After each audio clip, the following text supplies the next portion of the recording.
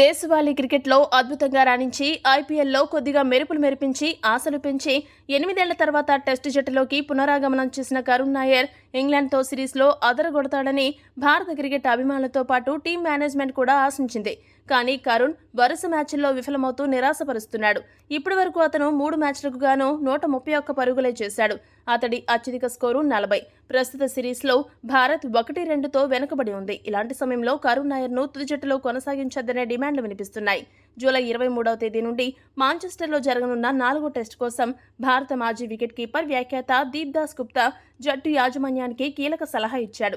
దీప్ దాస్ గుప్తా ఏమన్నాడంటే, ఈ test match సిరీస్లో టీమిండియా ఓడిపోయిన 2 టెస్టు మ్యాచ్ల్లో కూడా గెలుపు ముంగిట తడబడి విజయాన్ని ఇంగ్లాండ్కు గిఫ్ట్గా ఇచ్చింది.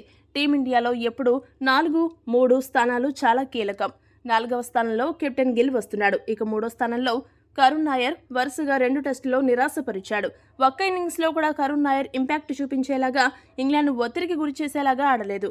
Karun Nair wicket cake walk wicket లాగా ఇంగ్లాండ్ భావిస్తోంది. కరుణ్ నాయర్కి ఇప్పటికే చాలా అవకాశాలు వచ్చాయి, కానీ వాటిని సద్వినియోగం చేసుకోవడంలో కరుణ్ నాయర్ ఫెయిల్ అయ్యాడు. ఆ ఇంపాక్ట్ టీమిండియాపై పడింది, ఓటమి పాలైంది. అందుకే నేనిచ్చే సలహా ఏంటంటే 4వ టెస్ట్ కోసం కరుణ్ నాయర్ను పక్కన పెట్టి సాయి సుదర్శన్ను జట్టులోకి తీసుకోవాలి.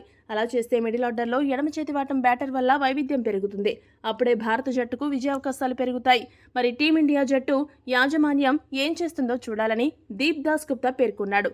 దీప్ దాస్ గుప్తా చెప్పినట్టు జట్టులో సాయి సుదర్శన్ను 4వ టెస్టులో తీసుకోవాలా, లేక కరుణ్ నాయర్కు మరొక అవకాశం ఇవ్వాలా? మీ అభిప్రాయాన్ని కామెంట్ చేయండి. మరిన్ని స్పోర్ట్స్ అప్డేట్స్ కోసం మా ఛానల్ను సబ్స్క్రైబ్ చేసుకోండి.